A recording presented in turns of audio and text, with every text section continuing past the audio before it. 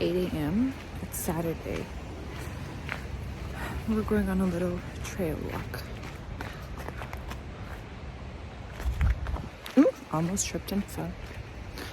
Also, a reason why I'm doing this so early is kind of like a baby step way to get exposure therapy done in terms of filming in public.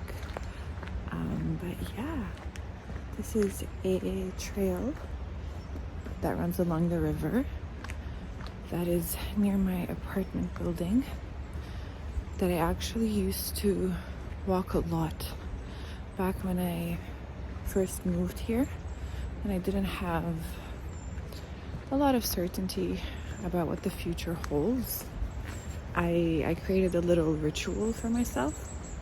I would go for a run on Sundays and then I would sit at a bench and I would daydream. And that's where we're going. We're going to my daydream bench. But wait, let me switch hands. But basically, there we go. Lighting's better that way. But basically, that ritual is, in a way, what kept me alive. It gave me a sense of purpose. It gave me a sense of grounding, a sense of stability. It is pretty cold out right now. It's 2 degrees, but it feels like -2 degrees. But I don't know. I woke up. Merlin woke me up. Merlin, my cat, my fur baby, the love of my life, the little gremlin menace that he is, woke me up at around 7 a.m. And I couldn't go back to sleep because I was already up. Someone just ran past me and I didn't get awkward or stop filming. So yay, that's a big win for me. So yeah, Merlin woke me up. Oh, it's so pretty.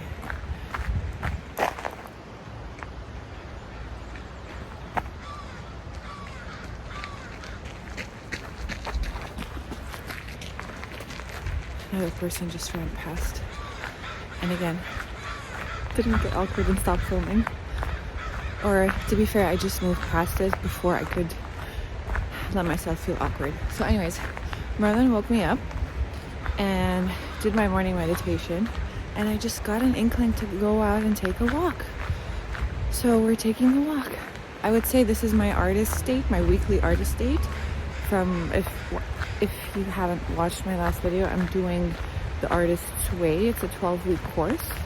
And one of the, let's say, requirements, for lack of a better word, is a weekly artist date with yourself, which could just be like a 20-minute walk, but it's just yours. No one else tags along. You don't do anything except just be one with your inner artist. But to be fair, I am being one with my inner artist right now, so I guess this could double as an artist date. I don't know. But the weather looked good. It looked cozy. I got this inkling to just come out for a walk and take you along with me. So that's where we're doing. That's where we're going, which is my daydream bench. And that's what we're doing, which is taking a morning walk by the river. Okay, I'll show you. I'll do some, I don't know, are they called insert shots? I'll do some insert shots of the scenery. Oh, my eyes, Jesus. It's like right on a trench. Okay, I'll show you some of the scenery until we get to my daydream bench.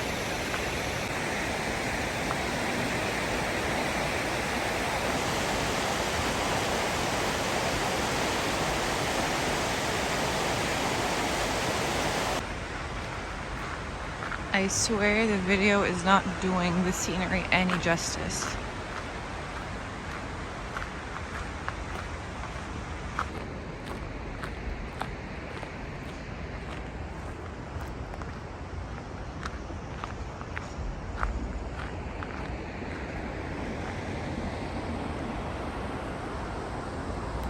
We're coming up on it. That's my daydream bench.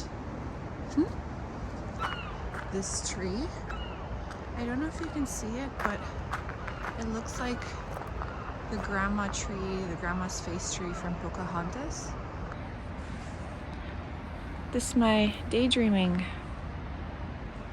spot.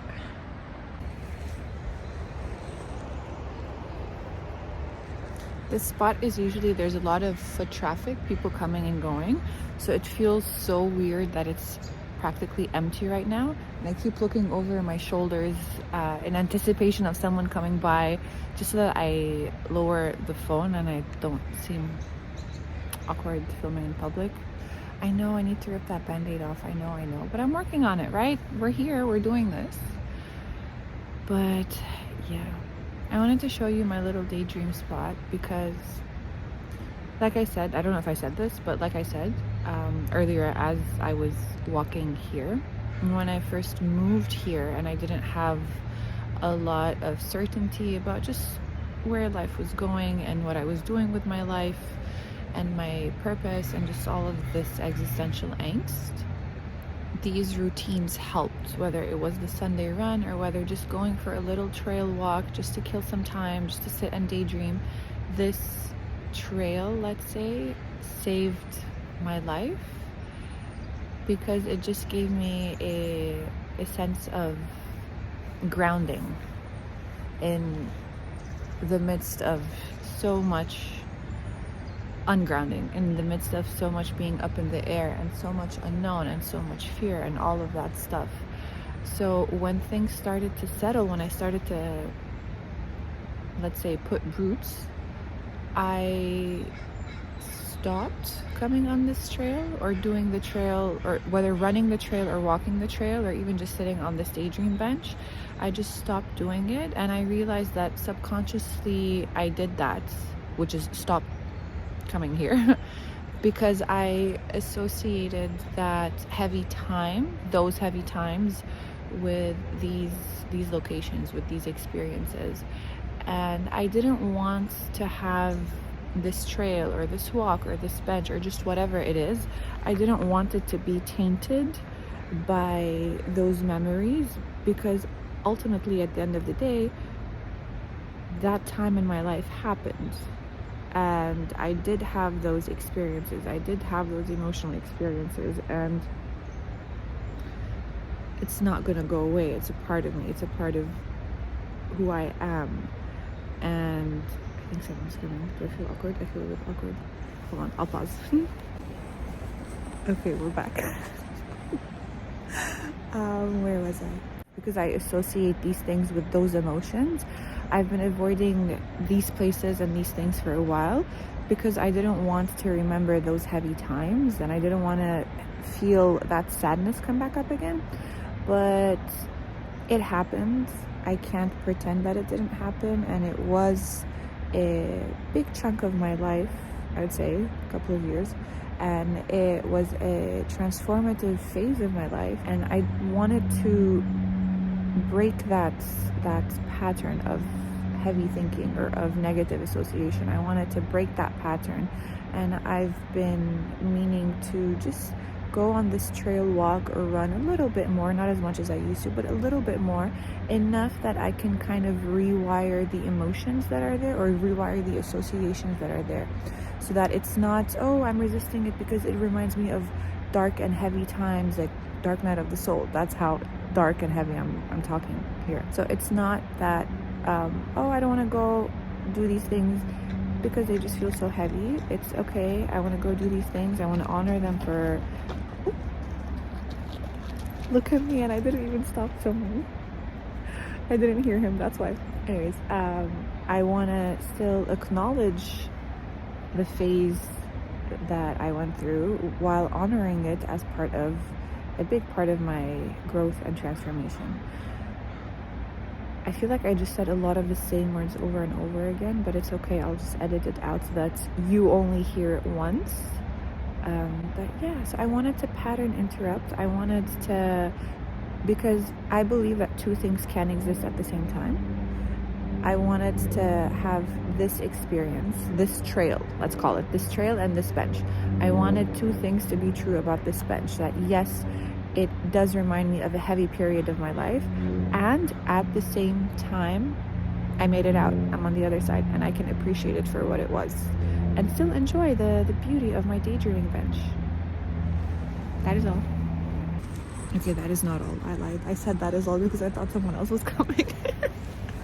I read in an Abraham Hicks book once about a conversation that I think Jerry had with like this famous or this successful entrepreneur, and Jerry asked him, how did you make it to how did you achieve the success? And the man was like, oh, if I'm gonna dream, I might as well dream big. So daydreaming is for dreaming big.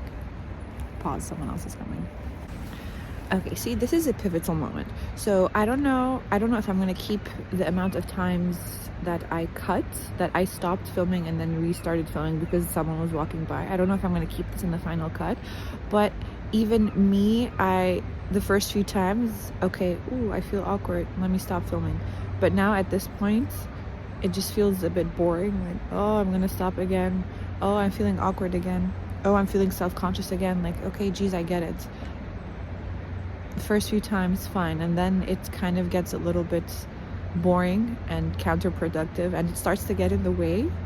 And yeah, I'm kind of, well, right now I'm talking all this big talk while no one's around, but I mean, if someone walks by, they walk by, I'm filming, so what? YOLO, you know? But yeah, this is what I wrote about recently, or I don't know if I wrote about it or I meant to write about it, but how sometimes when you have all of this doubt and fear and you self-sabotage and you procrastinate, it serves a purpose up to a certain point, and then it just starts to get boring because you start to see how you keep getting in your own way, how you just keep playing small, or you keep being apprehensive and just not doing the things that you want to be doing, the things that you feel driven and just inspired to do, just because of a little fear, just because of a little doubt. Well, in this context, in this situation, filming in public, okay, I mean, it's a spectrum. There's small things and then there's bigger things, but it's annoying, you know? You're holding, well, not you, I'm gonna talk from my perspective. I'm not gonna assume I know what you're feeling, but it's just annoying because I see how I'm holding myself back, and I just get frustrated because I feel like I owe myself more. And someone's coming, so this is my chance to practice what I preach. But yeah. Hi. Hi. How are you? You were not engaged in a conversation. No, well, I am talking to people myself. I can video diary. Yeah, usually when I see people talking away, I like to... I do that too. Good. Let's start a trend. Exactly. Anyway, not all was a perfect interaction. How did it go? Faith in humanity restored. Okay, see, I talk the talk and I walk the walk. Boom. He thought that I was on the phone with someone or that I was talking to someone. I told him, well, yeah, I'm talking to myself. And I told him how I feel self-conscious doing so in public. And he's like, no, not at all. You're doing great. Keep doing it. Bye, bench. Okay, I just want to be one with the scenery right now. And there's more people. So, but let's just say it's because I want to be one with the scenery that I'm going to turn this off right now. Okay? Wait, one more thing before I go. I wanted to show you, hold on. I wanted to show you this fun little trinket that I got yesterday for my keys. So I attach my keys to it, and it's a little book club pouch, tote, not a pouch, sorry. And it has this, hold on, zipper, and you can open up the bag and put some of your essentials in there, which I got my cuticle oil, I got my lip balm, I got my eye drops, the bare necessities for when I want to just leave the house for a quick little trail walk like this. But it's also cold, so I might need my eye drops or cuticle oil, just, you know, the bare necessities. Speaking of bear, I don't know if they're still in hibernation or not, but there was this one time I was walking this trail, one of the earlier days when I was still discovering this trail, that I thought I heard a bear, or it could have been a plane because there's a lot of seaplanes that fly overhead. I wasn't sure, and then I think the next day, or maybe the same day, I told someone, oh, hey, I heard something. I thought it was a bear. And they said, probably it was a bear. Bear. There's bears around here. Land sharks. I'm terrified of sharks. And now apparently bears. So I hope to never come across a bear in my life at all. The most bears that I'm okay with are in Jungle Book, and the bare necessities, pun intended. People are out walking their dogs and I'm walking myself. It's so cute.